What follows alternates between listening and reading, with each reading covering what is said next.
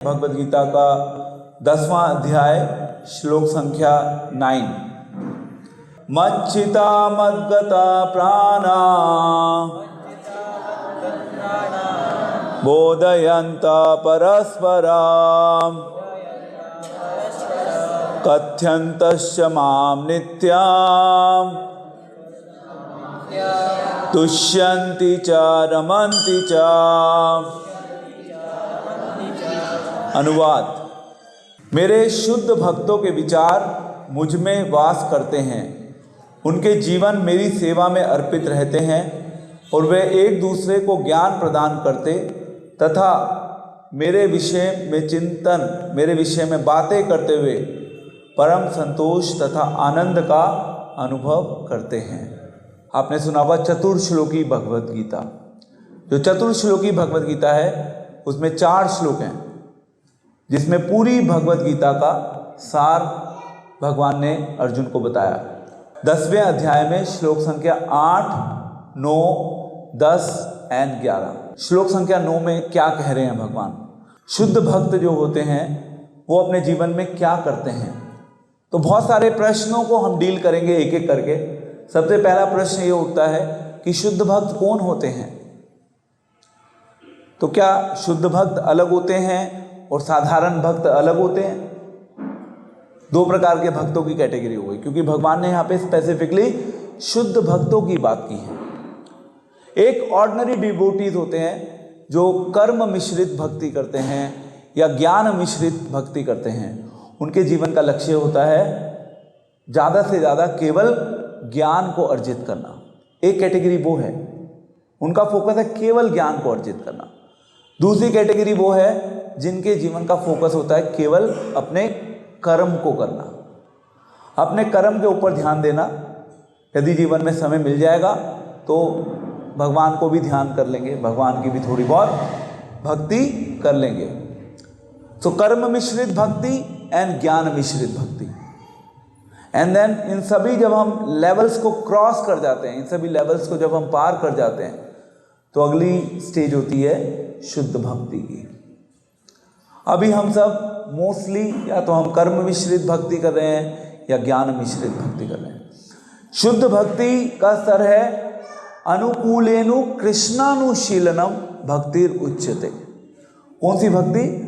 जो कृष्ण को अनुकूल है, यानी कि कृष्ण को जो फेवरेबल है, कृष्ण को जो अच्छी लगती है, जो कृष्ण को पसंद है। क्योंकि जो कंस था, कंस को भी भगवान का स्मरण हो रहा था।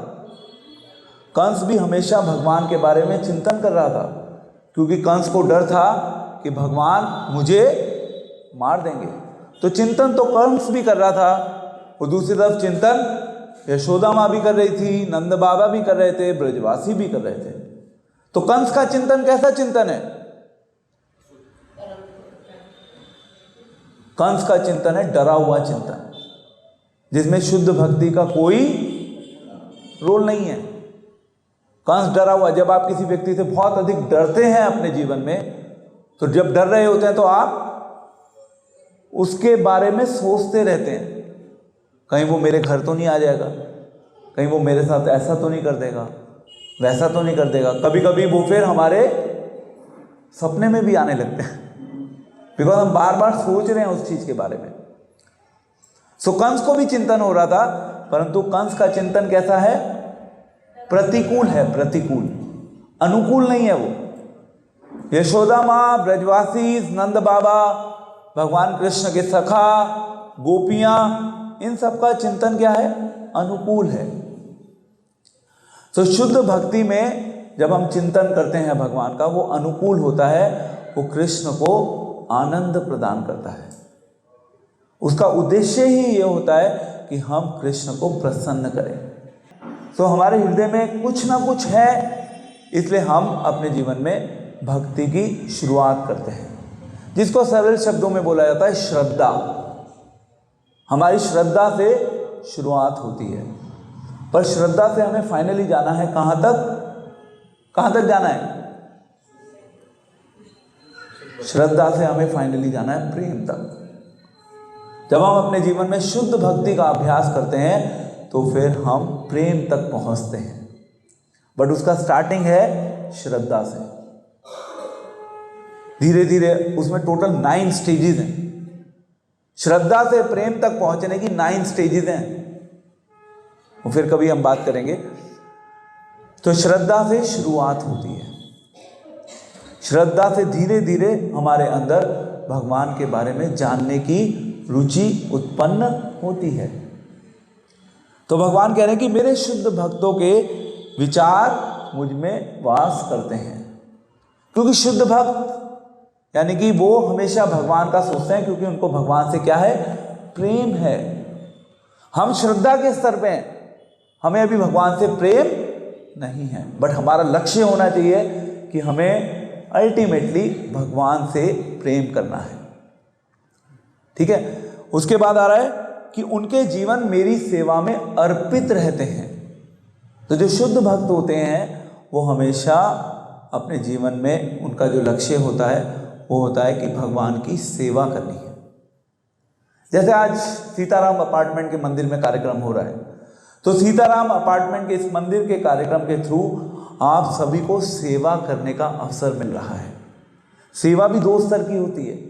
एक सेवा होती है कि आप भगवान के भक्तों की सेवा करते हैं, और दूसरी सेवा होती है कि आप डायरेक्टली भगवान की सेवा करते हैं।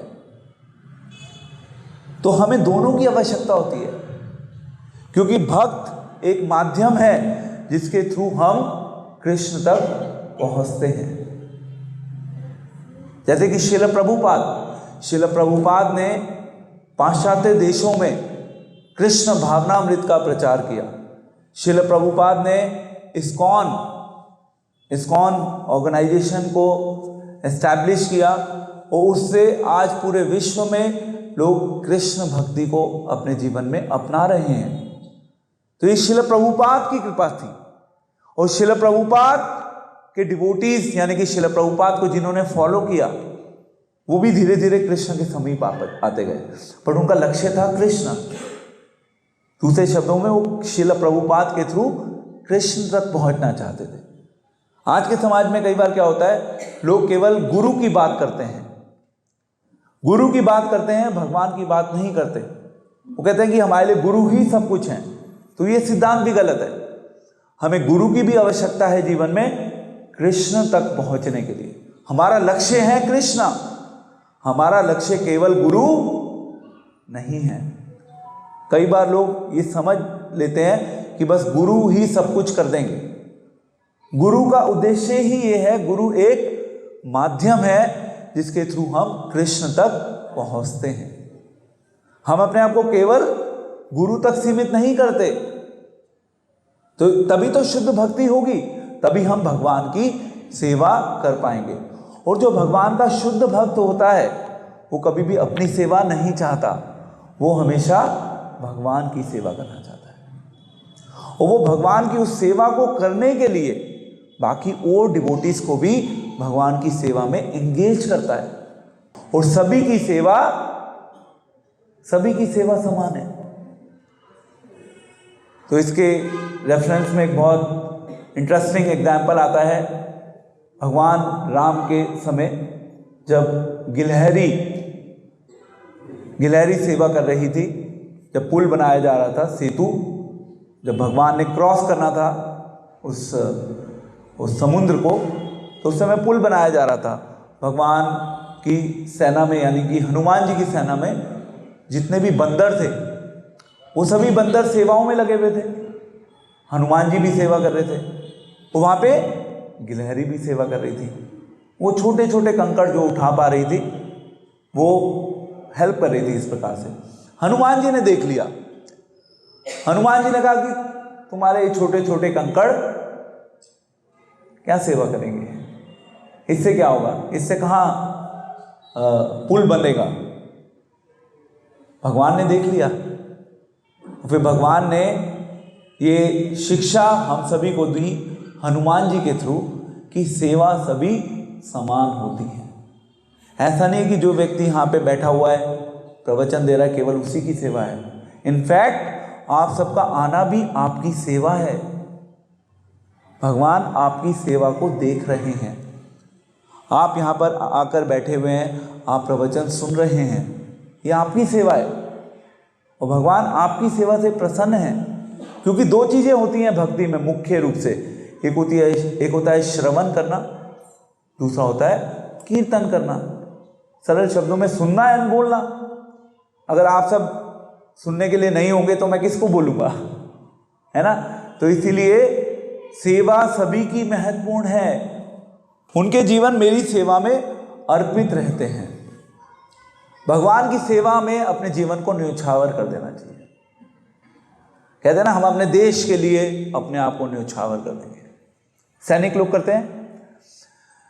हमें अपने स्तर पे जितना हमारे लिए संभव हो हमें प्रयास करना चाहिए अपने जीवन को भगवान की सेवा के लिए न्यौछावर करने का। अब आप कहेंगे प्रभु जी कैसे संभव है ये, हम सब फैमिली लाइफ में हैं, ऑलरेडी बहुत सारी चीज़ें हैं हमारे जीवन में करने को, ये तो मुश्किल है बहुत। एक्चुअली लाइक माई सन, मैं कभी उसको बोलता हूँ ना कि ये तो इम्पॉसिबल है, मैं बोलता हूँ ये इम्पॉसिबल है बेटा, तो वो कहता है पापा आई एम पॉसिबल। वो खुद मुझे रिप्लाई करता है I am possible, impossible means I am possible. So ultimately there is a saying that जहाँ चाहा वहाँ रहा।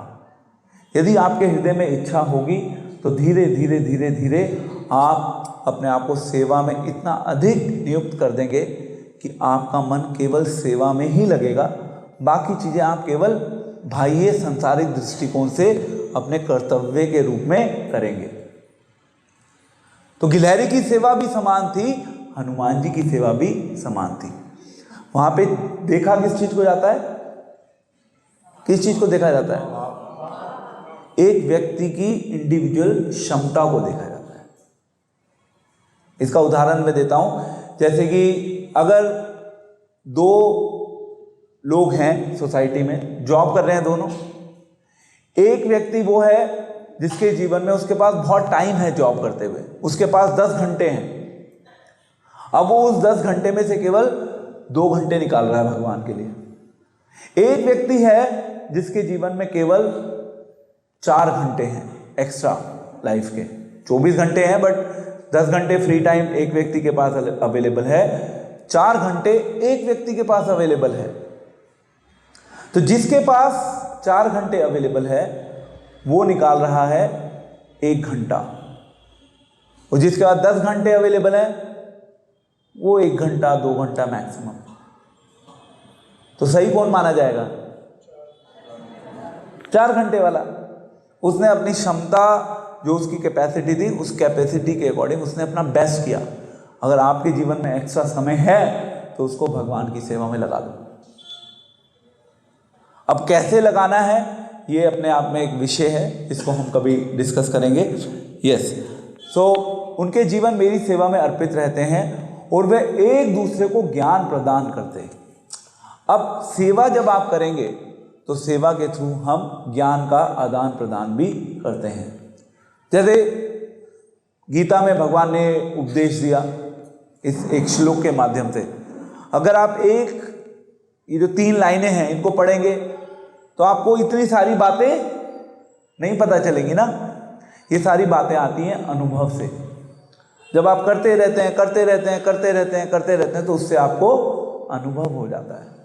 सो आप अपने अनुभव के साथ उस ज्ञान को इस संसार के लोगों के साथ शेयर करते हैं। तो ज्ञान को शेयर करना भी एक सेवा है।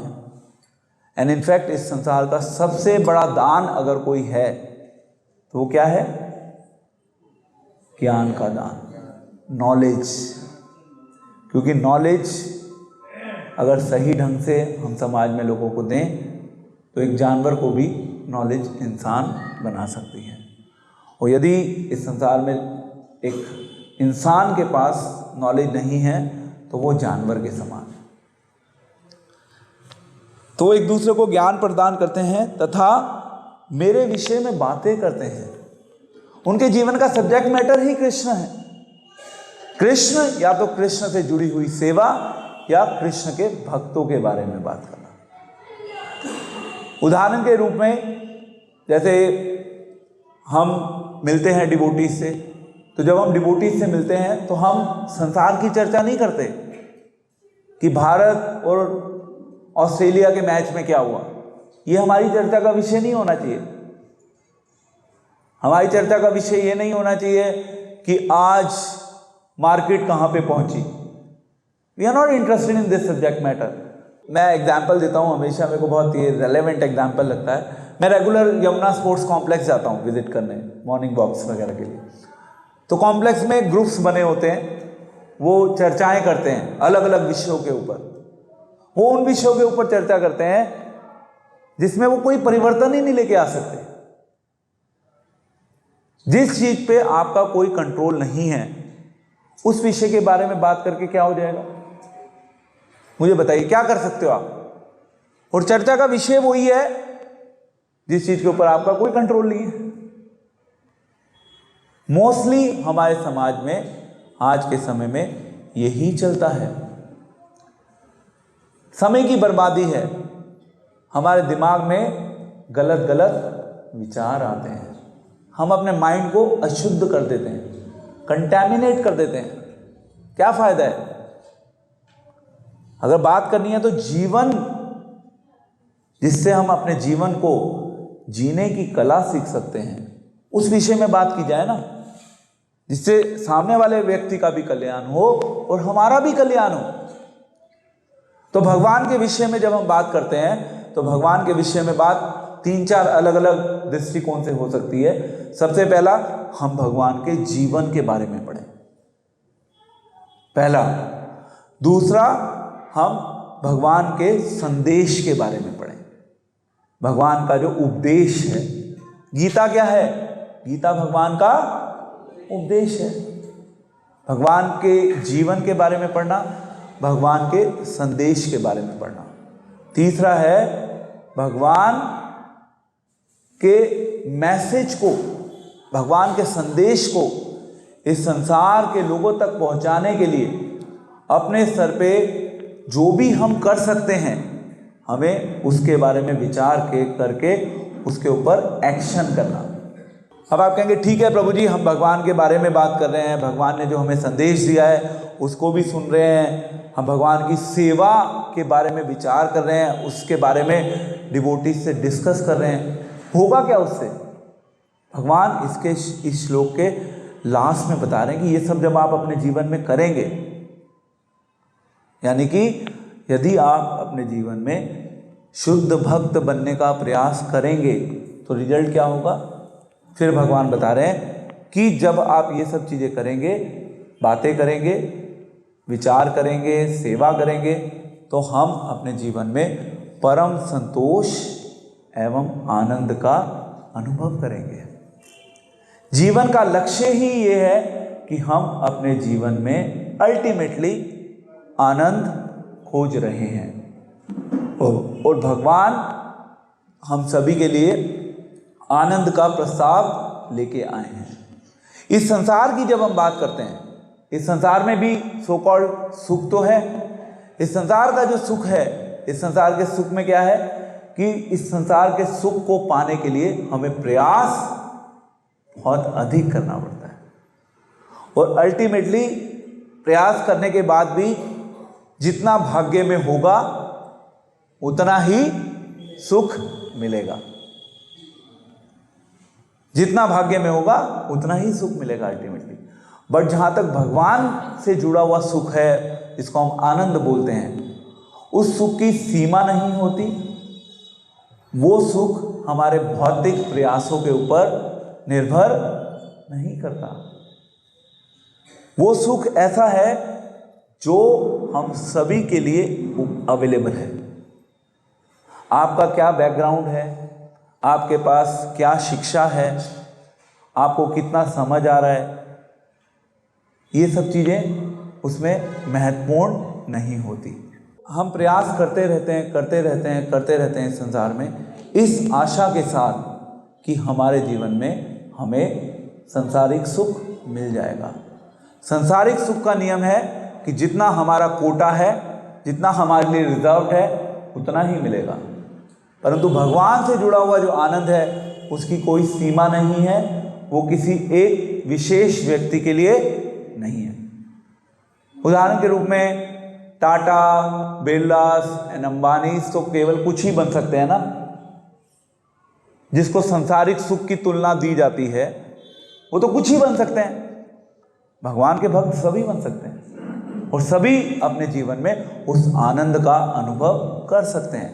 तो अभी मैंने भगवद गीता का 10वें अध्याय का 9वां श्लोक डिस्कस किया, जो कि चतुर्श्लोकी भगवद गीता का एक पार्ट है, जिसमें भगवान बता रहे हैं कि शुद्ध भक्त करते क्या हैं और हम सभी को शुद्ध भक्त बनने के लिए अपने आप को तैयार करना है।